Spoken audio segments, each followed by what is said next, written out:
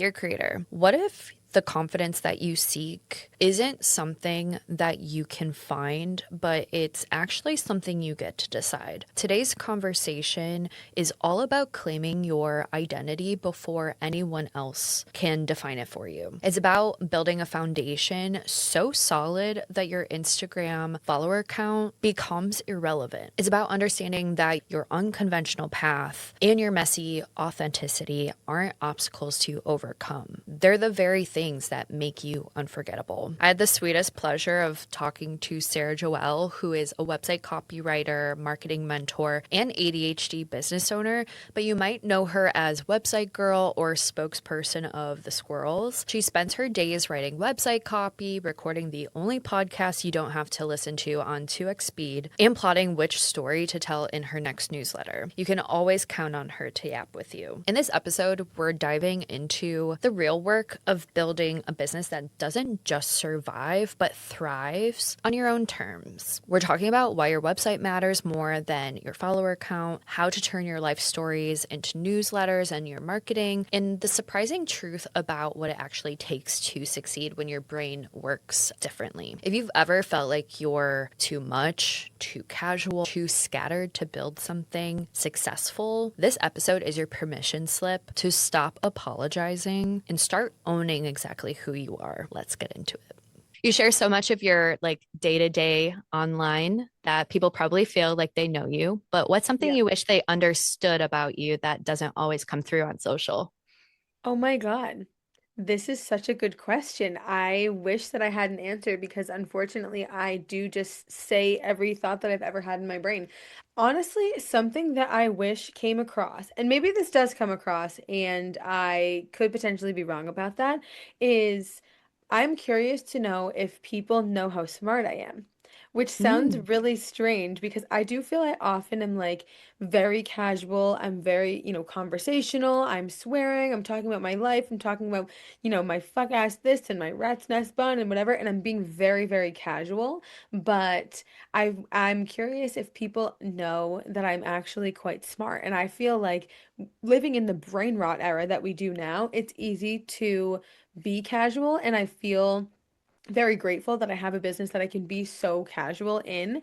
But sometimes I'm like, do you guys know I have 3 degrees? Do you guys know that I was like really out here at working as a lobbyist? Do you know that I was doing the most as a fucking corporate baddie over here? Like, do you know the types of literal dissertations I was out here writing in school? Like, I don't know. I'm like wondering if people are aware that I'm smart in that That's such a way. great answer. I think Yeah. it's like how do people perceive us, you know? Like we Yeah. post online and we know like what we're putting out there, but it's like Yeah. I'm also curious like how do people perceive me in this way? And I think a lot of people just have their own perceptions depending Yeah. on who they are and what they're living through. Yeah, which I do want to mention, if anybody is curious about the perception or concerned, I guess is the word I'll use, about the perception that somebody else has of you, stop right now.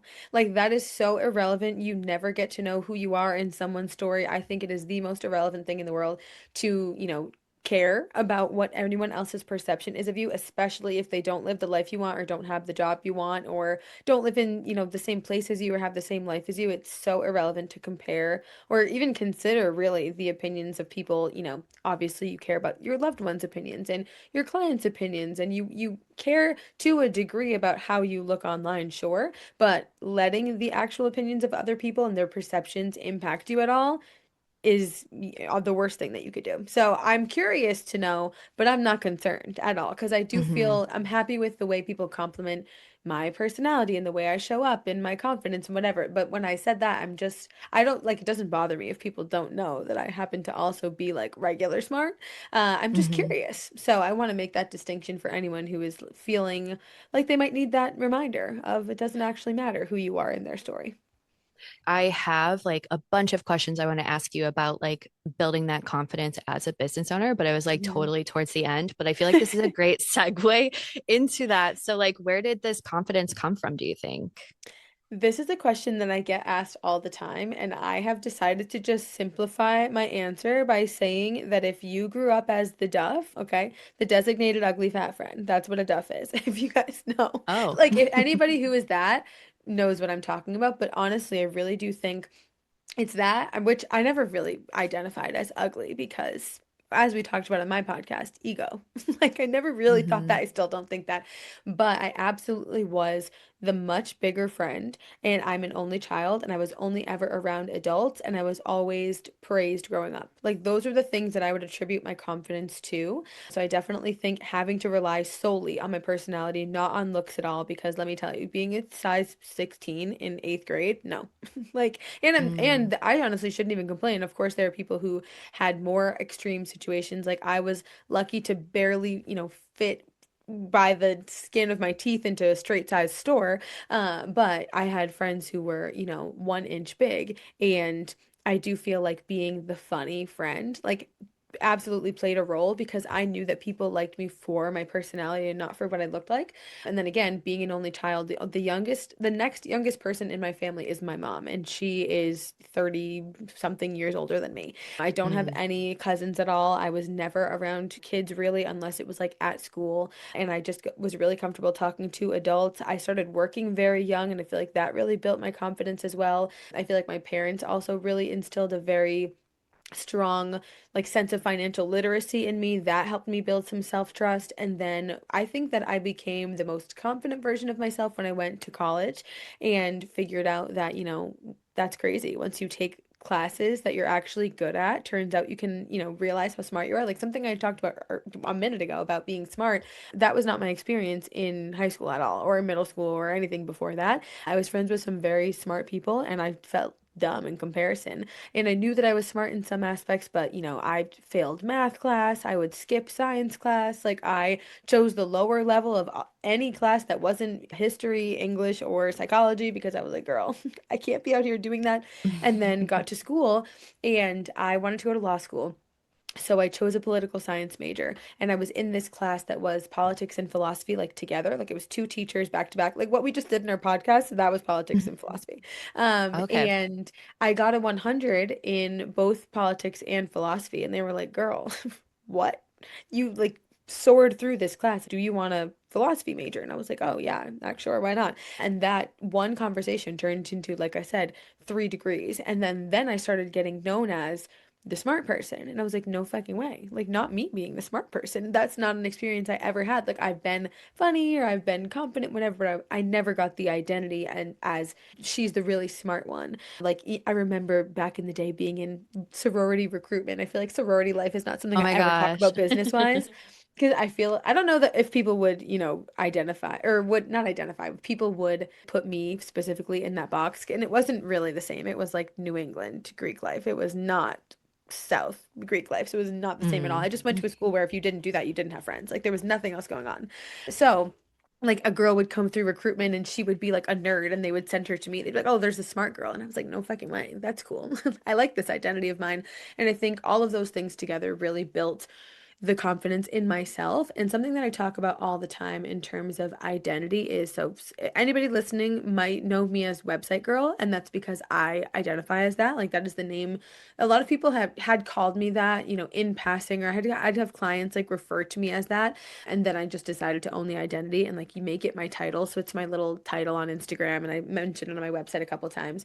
And while that it is true, if you Google website copywriter, you will find me first. Like if you're looking for anything related to website copy, you will find me. So I do identify with website girl, but a lot of that is me perpetuating that narrative. Yes, it is Hmm. true, but I am also the one deciding that I'm website girl. I am telling you that I'm website girl, so you will think of me as website girl. Similarly, I am confident. I am the one telling you that. I am the one acting like that. I am the one acting like that in my own private and personal life as well. And I do think that to a degree, your confidence is a decision. Like you get to Mm. decide if you are going to be confident or not. You get to decide if you're going to be happy or not. Now, there are things that could get in your way. Insecurities could get in your way, comparison could get in your way. If we're talking about being happy, maybe is getting in your way, maybe ADHD is getting in your way, but you ultimately do have the opportunity to choose, at least to a degree, how you want to be perceived, how you want to act, and all you have to do is show up as that. So I think all those things together, plus the decision to be that, and here we are. Yeah, that's so good. Like I was gonna say, Adrian dropped the mic, but Adrian's not here. Adrienne doesn't edit this podcast, but she is a great podcast editor, so shout out Adrienne. Yeah, shout out. So I'm curious, like, how you would feel in contrast to that if you didn't identify yourself as website girl. Like, how would you have felt or have maybe navigated that? I don't know what it's like to not operate like this, to be Mm, completely transparent. Like, I really do not know. I don't know how to answer the question because there's not a world where I'm going to let life pass me by where I'm not the one controlling the narrative based on the feedback and the skills. that's a great answer because I think like you could probably come up with some bullshit answer, but that's true. Like what you don't know is what you don't know. And like you're Yeah. leading what you feel is part of you. So Yeah. I think that's Aggressive amazing. authenticity is my MO. And that has, I I think that love is it. what, yeah, just that is what has made me successful, I think, is messy action and aggressive authenticity. And I genuinely don't care what the potential or perceived, negative reaction, if there even is one, would be because it's not Mhm. impacting me.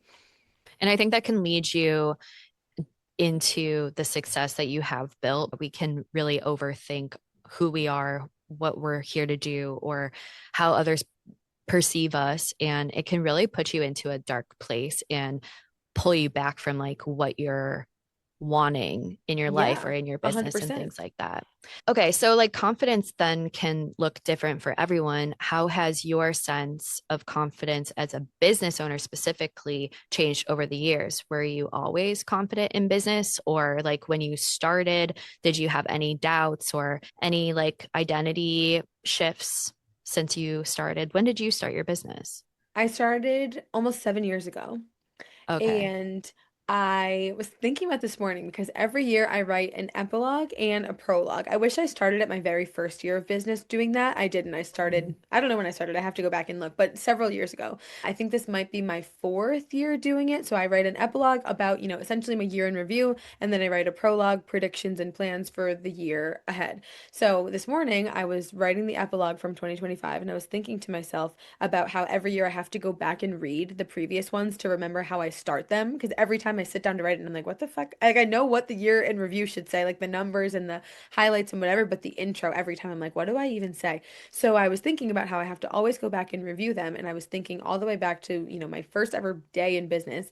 And I've been asked this question before, and I always give the same answer. And I'm sorry that it's kind of a fuck ass answer that you can't like replicate for your own business, but I never thought that I would fail. It didn't even occur to me. I didn't ever have the thought one time, still haven't had the thought of like this might not work out. And I do feel like a part of that is because I'm doing what I am meant to be doing in so many different senses, all the different facets of my business I feel very aligned with. I feel like I'm meant to be doing all the things that I am doing. And sometimes I take on too much. So if I had to, there's no real pivot happening, I would say, but if there Mhm. was anything that I could change, it's probably I should scale back. I did just considerably raise my prices and across the board on everything except for my digital products because the capacity is the problem right now. But in the Mm. beginning, I just really did not think I would fail. And I think that's because when I started, I've told this story before. I will very briefly tell it again for this podcast that I started because I was moving to a different country. I was married at the time. My ex-husband is Canadian. We were moving from Massachusetts to Quebec, where he's from, where he grew up, and I needed a remote job. And I was like, all right, well, what the fuck am I doing with this law? I was gonna say law school. I didn't go to law school. This law firm experience. You can't work at a law firm remote. That's not a thing. I was a legal secretary at the time. Like, no. I was looking up writer on LinkedIn and I kept seeing copywriter. So then I Googled what is a copywriter and I just found out it's a chick who writes words that sell things. And I was like, girl, I'm the most convincing person on the planet, say less. So I taught myself everything and essentially, reached out to people that I knew, asked to write a blog post in exchange for a testimonial. Those people started paying me. I got clients through Facebook groups. Then, Instagram came into the mix, Google came into the mix, Pinterest came into the mix, Clubhouse came into the mix, if Oh my anybody gosh, remembers Clubhouse. throwback. I used to pop the fuck off on Clubhouse. I swear that's how I grew my Instagram was Clubhouse, which is so random and wild. Yeah, referrals and all that. And then here we are almost 7 years later. But in that time, I had saved up money to move to Canada. When I was pregnant, I was throwing up every second of the day, didn't move at all. Like I was a slug. I watched Grey's Anatomy on the couch, didn't spend a single dollar because what would I spend it on? I wasn't going anywhere. And I had money saved, and I obviously wasn't going to work a random corporate job in Canada because I'm essentially just a visitor, in the first times Mm, that I'm being yeah. there.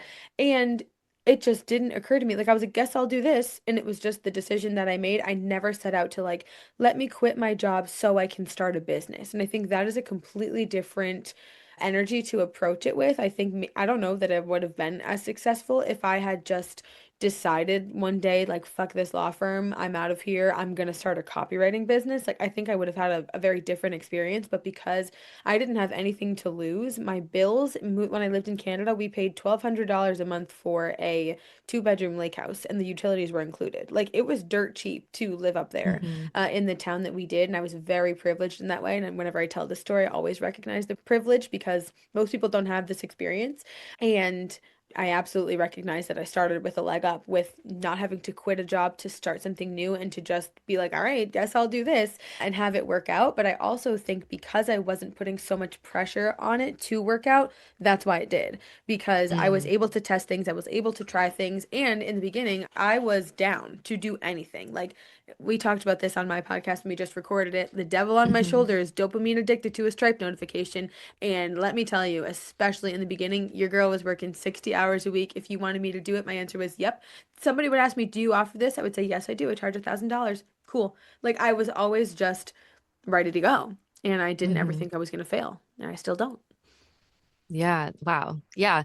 I know, like, we're like, let's not talk about origin stories, but No, here we literally, are. I literally put that in your form. Like, don't ask me about my origin story. It's boring. I say it every time. Meanwhile, I'm like, so anyways, my origin story. It was relevant though this time.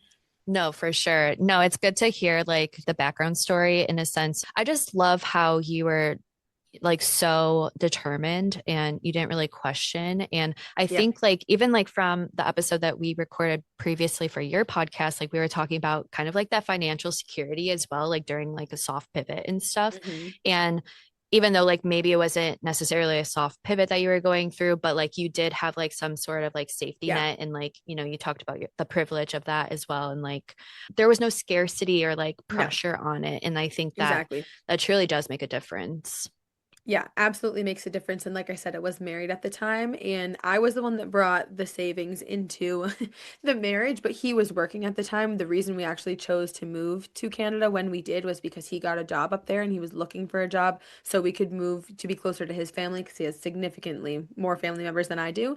And he got a job and he started that job. I think we moved in July. He started the job maybe in like, let's say August, maybe even September, and he got laid off because it was a slow season for that particular. He worked at a hotel. He got laid off, but only for like a month, and then goes back to work. Got laid off again for a couple more weeks. I don't know how things work up there. It was weird. And then by December, he just decided not to go back to work because I could fully fund the family, and I had made the decision to start a copywriting business in May, and I didn't start doing anything towards the copywriting business until July. So from July to December, enough happened where he could safely quit his job, and I was the breadwinner starting in the month of December. Oh, wow. Yeah, But like it's not that impressive with the $1,200 a month bills. Like breadwinner mhm. sounds different when, I'm a single person living in Massachusetts as a breadwinner. Now it's different. Up there, it was a little bit less impressive, but still.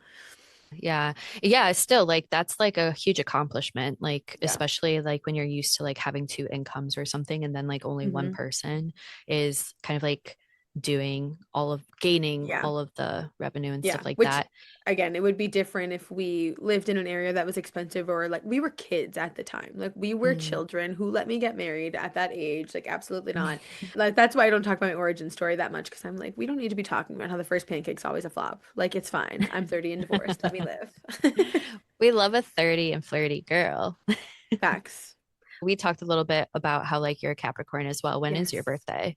December 31st. I'll be 31. It's my golden birthday. Oh my gosh, Hmm. that's so exciting. Everyone needs to go wish you happy birthday. Thank If this you. is out in January, which it probably will be, yeah, still go say happy birthday Happy because the belated to Capricorn Miss birthday BTL. is the whole season. Oh, it is a whole season. Literally it'll have to be for my 32nd birthday because I didn't get my shit together to plan this on time. But to celebrate my golden year, I'm going to throw a massive birthday party, like venue, photographer, DJ level birthday Oh, party. I I'm excited. that's amazing. I've never done a Incredible. birthday party before because New Year's Eve is a fuck ass birthday and everyone wants to kiss their stupid man except Mm. me at midnight. I've never like bothered to You be the just one have to make the New Year's everyone plans. coming up to you, kissing Literally, I'm you. gonna have a line. You all need to kiss me at midnight. That's so funny. I I should love do that. it. Yeah, I'm turning 30 this next year, Oh my January God, 5th. exciting. And I was thinking about having like a death to my 20s birthday or You something and should. having like a coffin as a cake or That's something. very on brand for Yes, you saying that you yes. want everything to be all black. I love it. So, vulnerability, I feel like, is such a buzzword in the online entrepreneur space. And Hmm. I feel like we really connected in a way of like, we will literally share kind of like anything when it Yeah. comes to social media and stuff. But how do you typically like balance confidence with the vulnerability that comes from putting your work and yourself out there? Is there like I stuff that you wouldn't share at all? Like, do you have like a filter in that sense, or are you pretty open? I don't know that there's anything I wouldn't share. I think in terms of my personal life, I don't have much going on outside of BTL. I'm not gonna lie to you guys. Like I feel very, you know, vulnerable. Well, I shouldn't say feel very vulnerable. I don't feel vulnerable at all. I might be being vulnerable online, but I don't feel that way. It doesn't feel vulnerable to me to share these things. I probably wouldn't share much more about like my parenting as my son gets older. Like I don't want to share anything that he like as he gets older would maybe be like embarrassed for me to share if somebody were to see that. Like I probably wouldn't share much about that. I would share like how I'm parenting maybe, but I don't really like when parents share like their own personal examples. Although I do recognize it's helpful, and if I were to look at that content as a consumer of it, I would think it was helpful, but I always wonder like what is your child gonna think about you talking about like especially when they're like preteen age and older? Like if it's a Hmm. toddler, like okay, whatever, you're a fucking brat when you're a toddler. But once you get older, like I don't think I would share that. But beyond that, I can't really think of like I would never share a like personal a friend's problem or like secret or story. But beyond that, I don't think there's there's no filter happening in this brain. Yeah, I know like you take a lot of like life stories and memories and things like that, and you like translate it into your newsletter as Yeah. well. Is it typically like I'm going to share the story and then I'm going to relate it to something in my business to like help you? Or Yeah. is it just like a random story and then you're like, oh, here are like three marketing tips? No, no, it's definitely never just a random story. It always goes into the tip. I actually teach this newsletter strategy and newsletter storytelling method that I use. And there's two ways to do it. You either start with the story that you want to tell, think about the feeling that that story evokes, and then what that feeling could relate to in terms of a call to action, or you start with what your call to action or your content is, and then the feeling that that call to action or content evokes, and then, think of a story to relate it to. So the two examples that I usually give are I once wanted to talk about how to know if your website needs a refresh. So the feeling that I wanted to talk about with that is that like that guilt that you feel of like I paid for this so I have to use it, especially in relation to like a website design or a website copy or a website copywriting services or whatever. And then the story I used was the time this random dude at a networking event bought me a drink and I asked for a vodka Mm. Sprite and he gave me the nasty glass of 8 ounces of vodka and that was disgusting, but I felt awkward and I had to drink it. So that was the content feeling story. And then the story feeling content example I usually use is the story of a first date that I went on and I was nervous he was going to give me the ick. And then I related that to obviously feeling nervous you're going to get the ick. I related that to potentially giving people the ick on your website by not appropriately introducing yourself. And then the call to action was, of course, a website copy tip. So I always have a reason. I don't ever just randomly like brain dump like this is what's happening in my life. I feel when I first started my newsletter, I was giving more blogger with the like life update thing. Mm. But I just don't like I was able to turn it into a marketing story every time and it felt very natural. And then like I don't know, maybe 20 to 40 weeks into it, I realized that's what I was doing and then I just went for it. And now I always have the tip, the story that goes with the tip. Like you can expect it to turn into a marketing lesson somehow halfway through when you're reading. Hmm. Yeah, I love that. I think that's a really great strategy. Why would somebody want to do that versus like, you know, writing about their story and then separating it from like the tip? If you separate it, I think people are more likely to ignore whatever update you shared and just skip right to the tip itself. And I also feel like when you're telling a story, because if you're just giving a life update or you're just like writing about your life, it's not as engaging. But I'm telling a story, meaning I'm using storytelling techniques. I'm starting in the middle. It's engaging. I'm like adding extra emphasis and tone. I'm adding, dramatized examples in there. Like you're engaged as if you were reading a story, like an actual fiction story. And that is going to, again, obviously keep people engaged, but it's also going to make sure that people are interested in what you have to say so that when they're reading this engaging story, they're going to keep reading and they want to read more about the tip after. It also really helps people make a personal connection with you. And I saw this recently. We talked on my podcast about how I'm doing Vlogmas right now. So I'm filming my life every Mhm. day from December. I was didn't start December 1st, but December whatever day I started until Christmas. And I recently saw a TikToker post about everyone doing Vlogmas because Vlogmas is a YouTube thing. I don't know if you're a YouTube Oh, girly, but yeah. I am a huge YouTube girl. I've been watching for 15 years. Like I know the OG Vlogmas, and some people are just now like figuring out what it is or doing it for short form, but traditionally, just for anyone who doesn't know, it's a long form day in my life vlog, like probably 15 minutes plus at least, and they film every single day and post it on YouTube. That's where it started. But now a lot of girlies are doing it on TikTok. And I recently saw a TikToker say that your Vlogmas is getting shitty engagement because you're just filming like a random aesthetic day in my life, but nobody knows you. So why would they give a fuck Mhm. about the day in your life? And that is so true. I feel like the same lesson applies to newsletters. Like you can give your life update, but do they know you enough to give a shit about your life update? Probably not, but I bet they would read that story about your first date if you told it in an engaging way. And it wouldn't matter if they know you because they're interested in the story. And then they get to know you through the story. So instead of just being like, this Mhm. week I like had green beans for dinner and my son threw a tantrum and then whatever, you're telling an actual story that's keeping them engaged. And then you can, keep them reading your emails and then it'll be easier eventually to sell to them if you want to. Yeah, and I think like a lot of people, they sometimes like give themselves a lot of space between like maybe they'll send like 10 emails in a couple of months and then they'll go Yep. ghost mode. Is Yeah, that no. like a great way to like come back though? Like if they Yeah. had a break, do you If think you that's have how a you newsletter, re-engage your audience? you could. If you had a newsletter break, this is what I would tell you to do. So if you ghosted your list, whether it was on purpose or by accident, you're going to send a reintroduction email and you're going to be like, hey, my bad. Sorry I ghosted you. If you just, had a shock to the system seeing my name in your inbox or you didn't know who the hell I was, thanks for opening this email anyway. Sorry for ghosting you. I used to email every week and my bad. Like you can explain the reason or you can just say like sorry and then move on. Oops.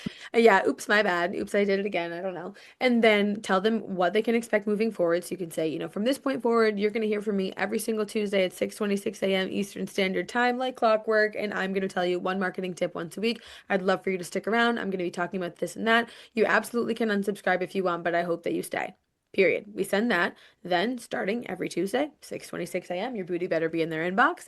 And I don't know that I necessarily would recommend like the storytelling strategy to everyone because if you hate writing or you're not a natural storyteller, I'm not going to tell you you have to do that. I am going to tell you you have to stay consistent. If you want to be recognized and you want people to, feel like they're building that relationship with you, of course, you sharing more about your life and you being more vulnerable with them is going to, build that relationship faster. But if you just want to be a recognizable name in their inbox, consistency is really what you need.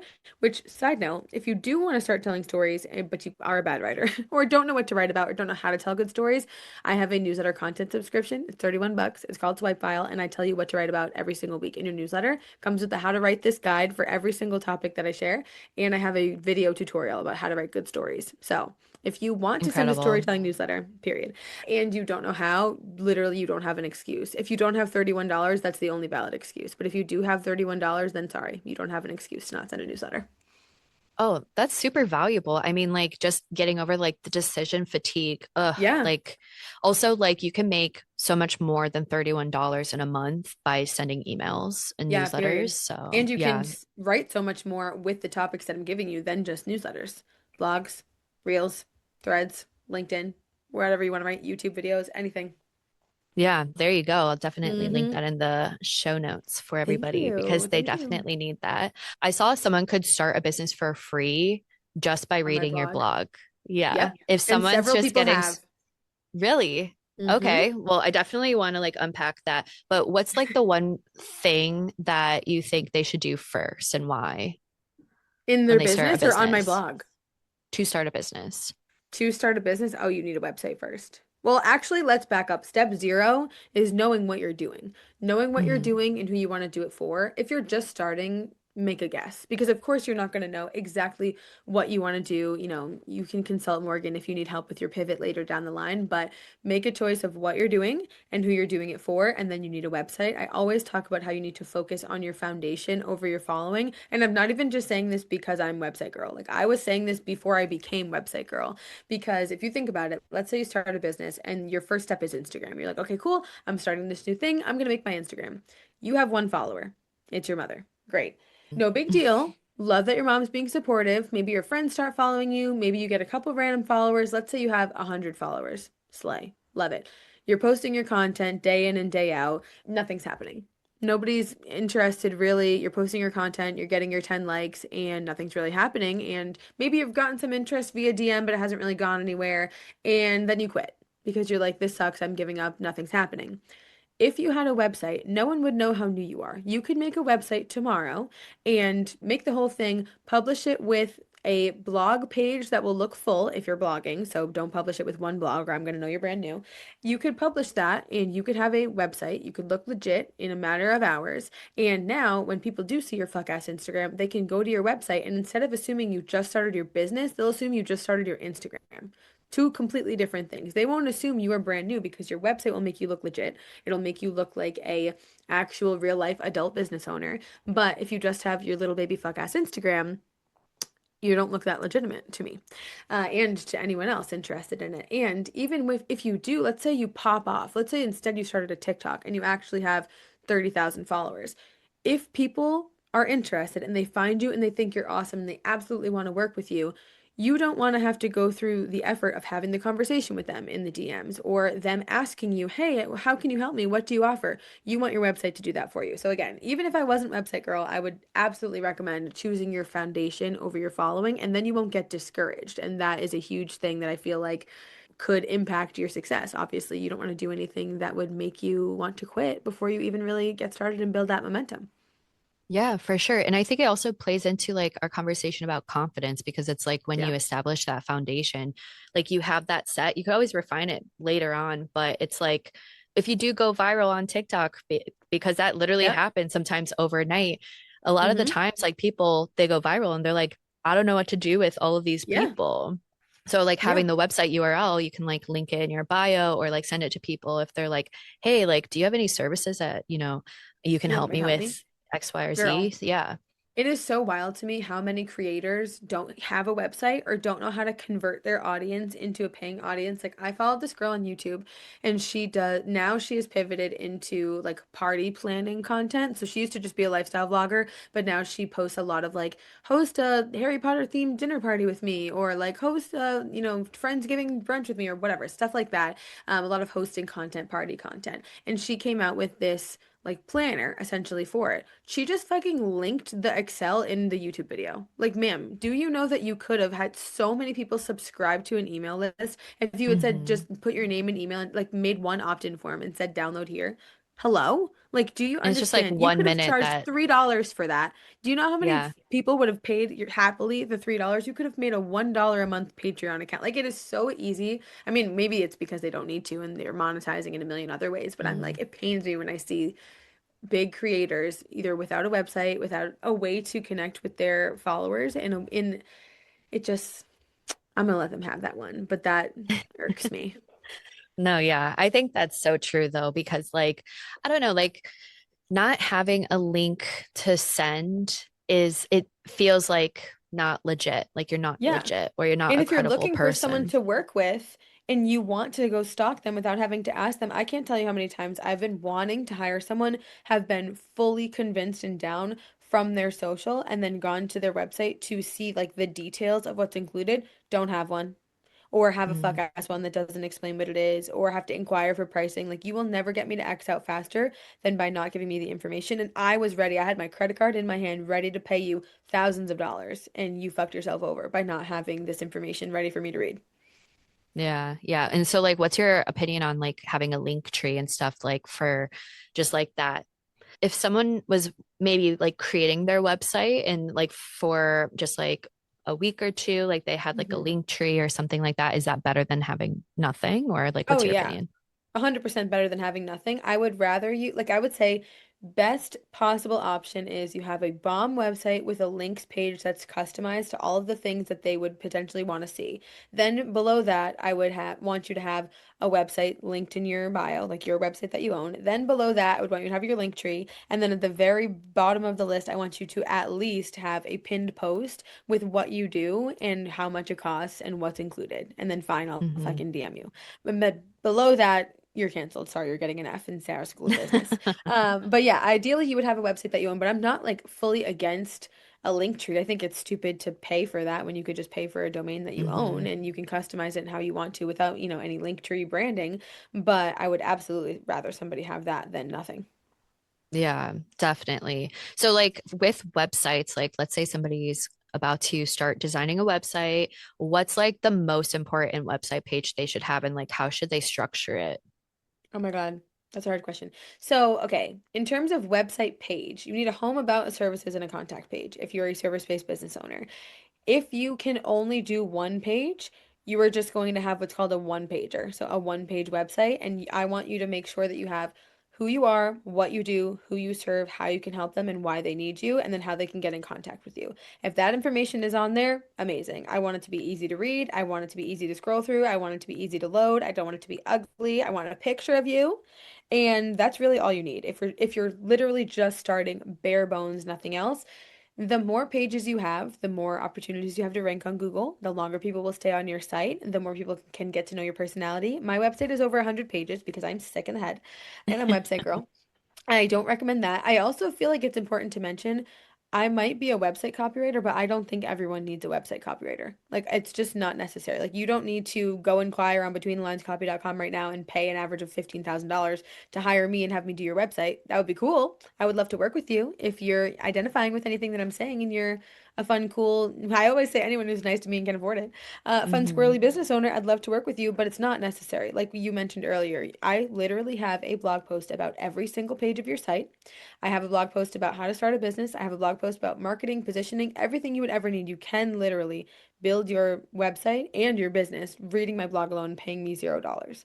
So I don't want anyone to be like, okay, I'm at the beginning of my business. Like website girl said I need a website and then go to my website and see, starting at $9,900 and then have a heart attack because it's Hmm. not necessary in the beginning. If you want a bomb website and you feel capable of writing yourself one, amazing.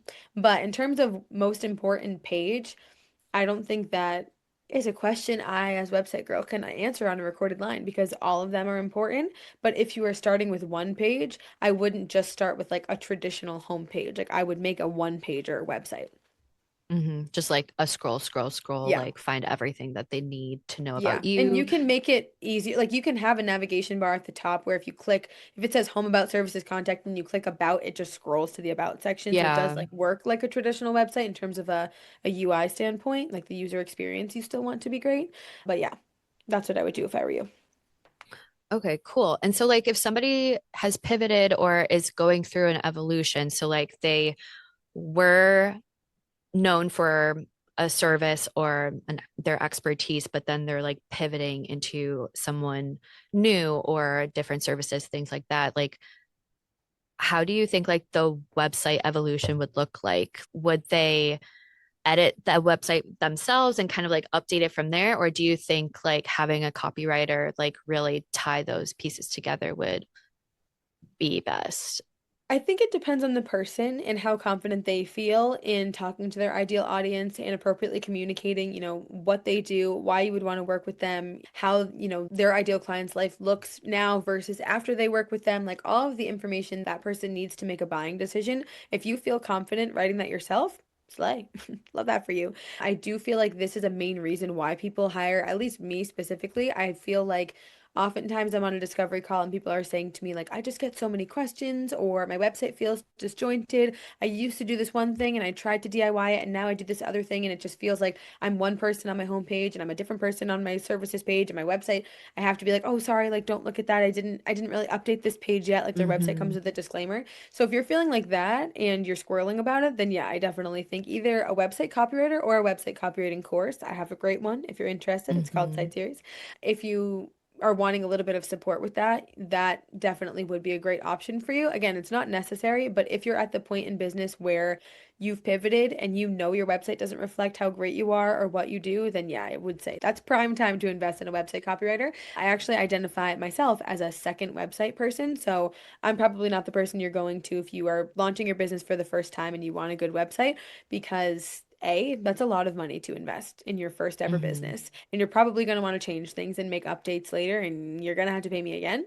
And B, you don't really know who you are yet, and it's just not really a smart investment, in my opinion, to ask a website copywriter to do the heavy lifting for you if you're just going to change your mind in a year or less. So that's why I typically work with people who are, solid in who they're serving and what they're doing. And it's not to say that I don't help my clients figure out like the best thing to put on their website or the main, pain points that their ideal clients have or what their main solutions are, because sometimes we're a little bit too close to our business to figure out exactly like what our best parts are or the things that we should be saying are.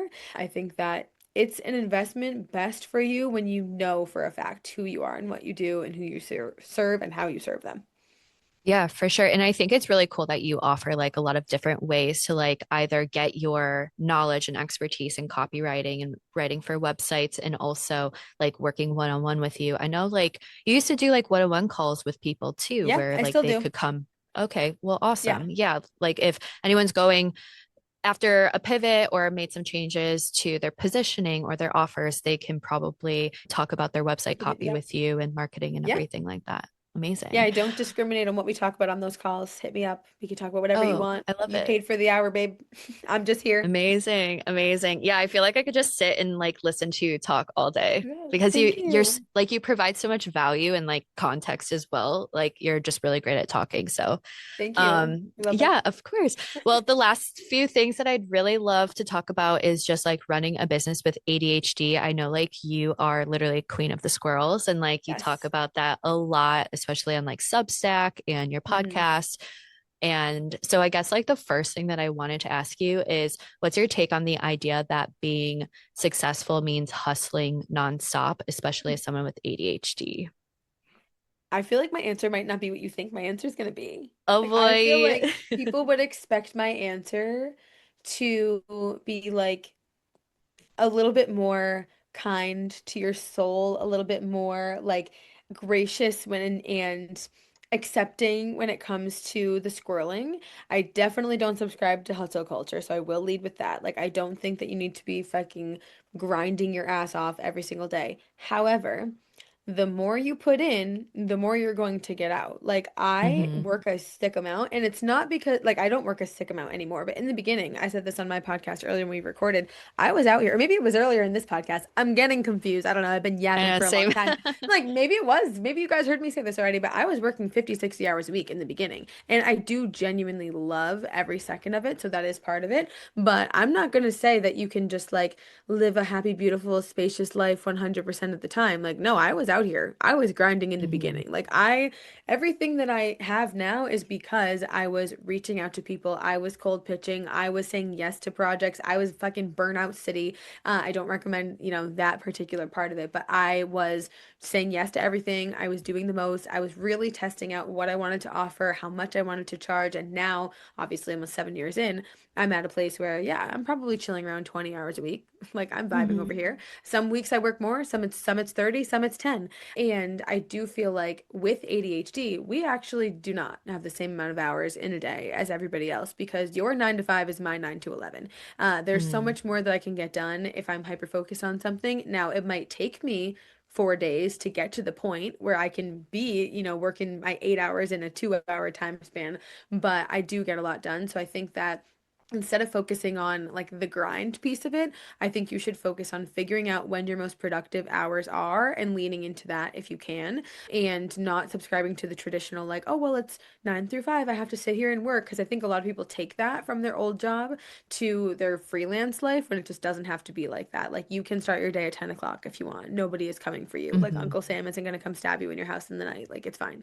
Like, you can work 7 to 10, and then you can work fucking 10 p.m. to 2 a.m. if you want. Like, I had an era of working in the middle of the night almost every day just because I was like, I need to work when the world's asleep and I need to Yeah. be doing other No stuff during the day. distractions. Exactly. No distractions. It's dark. Like, honestly, I might fuck around and do that this weekend just for the vibes. I think Hell that yeah. literally, once you figure out what works for you and you are able to create your schedule around what actually genuinely works for you and not what somebody told you, you should be doing or should work for you, then you will realize that you were probably grinding because you thought you had to. Like you were sitting at your desk like Hmm. trying to move the needle because you thought you had to, but time away from your computer is just as productive too because you come back 10 times more creative and 10 times more ready to work. Yeah, for sure. I actually saw that there was a tip somebody posted about where sometimes it's just good to like after you had a really good focus session, you're really productive, take 15 minutes and do some push-ups, get some fresh air, Yeah. drink some water, like just to reset and like just Yeah. come back to yourself. And then Uh-huh. also like I have given my clients homework before on just like auditing their week where they literally use Toggle and time Yep. I love everything Toggle. that they do. If you go pee, write it down. Like when you're eating, write it down. When you're cooking, when you're showering, when you're working on client work or content creation, see what takes a lot of time for you to do and figure out like why it's taking you that amount of time. And then there's also that theory where it's like if you give yourself a certain amount of time, you Mm-hmm. will do it in that certain amount of time. So what if Parkinson's you law. just like, yeah, there you go. If Yep. like you, let's say you put like, oh, I'm going to do content creation for 3 hours. You put that on the calendar. It's literally going to take you 3 hours. Do you need 3 hours? No. Probably not. So No. maybe try like Paring it minimizing that back. time. Yeah. I'm a big Parkinson's law girly. It'll take you however much time you give yourself. And Mm-hmm. also, if you have ADHD, you need the external pressure. You need somebody mad at you if you don't give this to them right away. Like, you need the stress there. So, when you give yourself, a month to do a thing, you're not taking a fucking month. You're doing it on the last day and you're like stressed doing it. And it's Mm-hmm. going to turn out great every time. But something that I have done to manage that is to just give myself less time. Like, if I'm not giving myself a month to do the thing anymore, I'm giving myself a week. So I'm not pressured and stressed and like, because the first 3 weeks of that month, you're going to sit there and like, oh no, I have to do this thing. I have to write that website. I have to, Mm-hmm. and you're squirreling about it. And if you give yourself less time, it'll take less time. Yeah, yeah, yeah, yeah.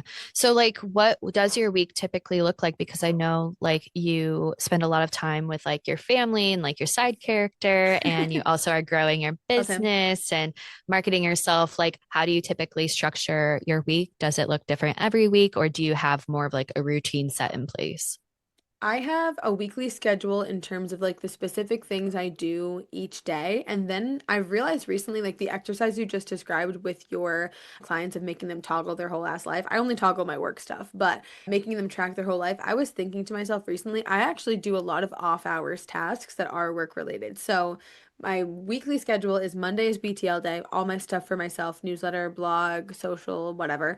Anything for my business is contained to a Monday because if I try to do it throughout the week, I feel like I'm never getting anything done and I'm like taking too much time away from, time that I should be spending on client work or could be spending on client work or whatever. So Monday is a me day. Then Tuesday, I host an at-home coffee shop for my friends every Tuesday morning. So I'm doing work, but I'm like talking while I'm doing the work. So Mm, that's a client work day, but we ease into it.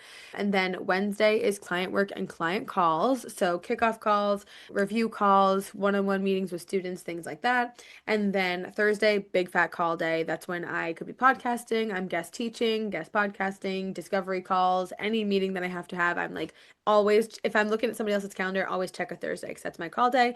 And then Friday is just fun. Friday's usually podcasting, sometimes guest podcasting. Like today's a Friday, we're guest podcasting. This is a very typical day for me. I actually am my son's class librarian, so I do that on oh Fridays. my gosh, cool. Yeah, and I usually try to do like anything that I have left over on a Friday morning, or I do like other random stuff that it's just like a fun day. Like I'll write on Hmm. Substack, or I'll, get out on newsletters or something like that, or fuck around, attach myself to side character's bicep. I don't know. But my off hours things that I'm doing is like if I'm at the gym or in the morning or at night when I'm on my phone or whatever, I'm responding to people on Slack. I'm posting on my story, like I'm posting on threads. I've recently got into LinkedIn. I'm doing that. So all of those like extra. Well, I guess for some people wouldn't consider them extra. Me, I consider them extra. Mm, Like all those little, phone tasks. I'm not ever really doing that during my workday. So I feel like a lot of people recently have been asking me like how I'm getting it all done, and I realized that's mhm. what I'm doing. So I'm doing the phone stuff like off hours almost. Yeah. And that's my week. That definitely puts things into perspective. And I'm sure like sometimes you have to like change things around or whatever, be flexible. Yeah, But exactly. I Like think, this week I had a huge call day on a Wednesday and whatever. Like mm, sometimes things have to change, but I try to stick to that as much as I yeah, can. I've moved my schedule around all the time because, like, in Yeah. your podcast episode that we recorded, like, Hmm. you pivot through different seasons of life. Yeah. Tomorrow can change the trajectory of whatever is going on. So, yeah, I think just anyone listening should just honor like the flexibility that you do have as an Yeah. entrepreneur and practicing the skill of adapting if needed. But I love how you like theme your days. I think it's a really practical way of scheduling things throughout the week Yeah. and like staying productive. The last thing that I wanted to ask you is like, what are your holy grail hacks for running a business as someone with ADHD or somebody who might think that they have ADHD, but maybe they haven't had the chance to really like dive into that, Get the diagnosis. medically and Yeah. everything. I'm, you Yeah. know, Honestly, I hate the term hot take, but I do feel like this might slightly be a hot take. My hot take about that is if you think you have ADHD and you are not planning on pursuing medication, there's no point in a formal diagnosis. I'm just going to put that there mm, because you can use if you're not pursuing medication, you can use the tools now. Like the things I'm about to tell yeah. you, you could do that today. You don't have to be a squirrel. Like any Mhm. regular neurotypical person could benefit from these tips as well. So, okay, let me try and rapid fire them because I have so many. I have so many that I'm actually writing a book. I am currently in the process of writing a book about how to manage your ADHD as a business owner and how to take back, control of your brain and your life and your business. So, I have a fuck Incredible. ton. I'll give you the link to, you can link the Substack, my squirrely Yes. newsletter. I It's can't all wait. about ADHD business ownership. Okay, so first thing that comes to mind is my tiny task till 10. That is my holy grail for sure. It's a method I came up with a couple years ago. You do all of your tiny tasks every day or every weekday until 10 a.m. and it has to be a task that takes less than 10 minutes to complete. So the bill you've been putting off, the email you need to send, the quick thing you need to post, the link you have to update, the tiny baby tasks. The reason I do that is A, because I'm avoiding the tiny tasks throughout the day. B, because it builds momentum in the rest of your day. Like you're already in work mode, you sit down to do like a couple little things and suddenly like you're down to continue. And then C, because when we do these tiny little tasks, we feel better, not only because of the momentum, but because we are accomplishing something. So it's similar to the people's tips that's like write down everything on your to-do list so you can have the dopamine of crossing it off, of fold laundry, like put away dish, like start dishwasher, like every little tiny thing you put on there just so you can cross it off. So it's similar energy to that. So tiny task till 10. Another thing is restarting your day. I am a huge midday shower person because sometimes you wake up and you're just not fucking feeling it, or you just Hmm. need a restart. So, permission to restart your day whenever you want.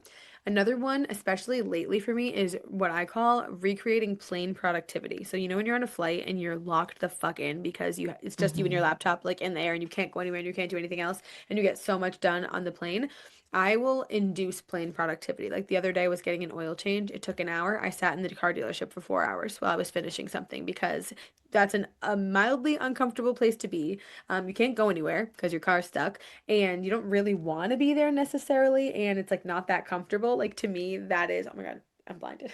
The To sun me, is literally blinding her. I told her, I was like, when we started recording, you're gonna watch the sun literally blind me. Like my Your office eyes are is glowing though. my eyes are glowing, a nice blue eye moment. I'm gonna like record the rest of the podcast with my eyes closed.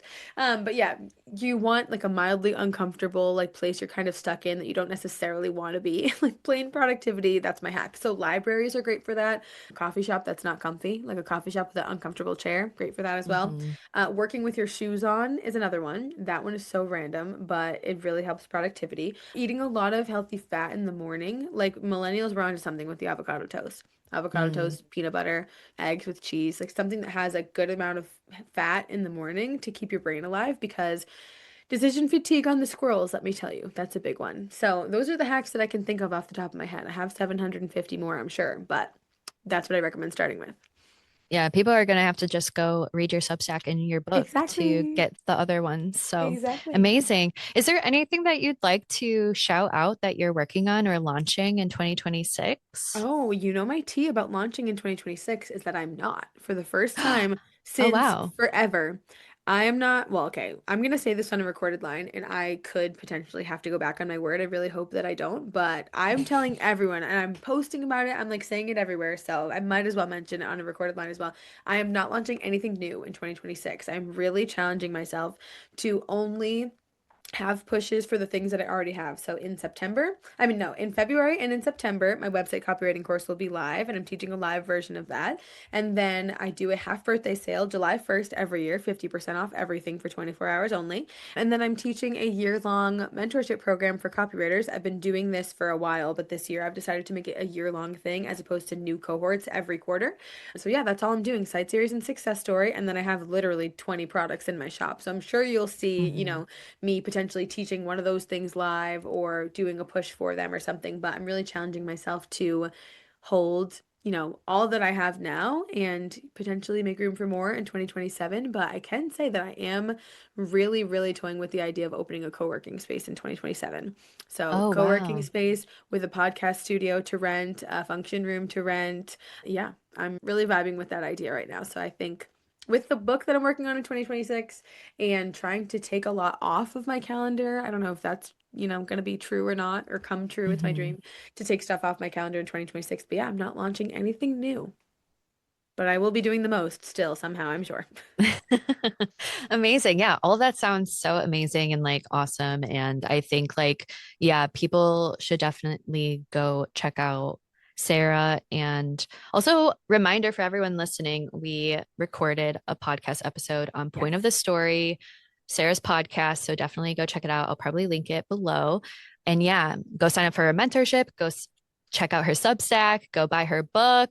And it'll be so fun to like look back at this Yeah. video podcast in a year and see if your plans were the same or if you pivoted or Yeah. anything too. So, It's so interesting to see that. Like I was mentioning with the epilogue and the prologue, it's so funny to read the prologue of the year and then, like, at the end, have to look at it and be like, oh, well, I didn't do that. I don't even like that. Why did I say I was going to do mhm. that? Like, whoa, I did way better than that. Like, it's really cool to see. So I was thinking that Yeah. as we were talking, like, this will be a cool episode to come back to.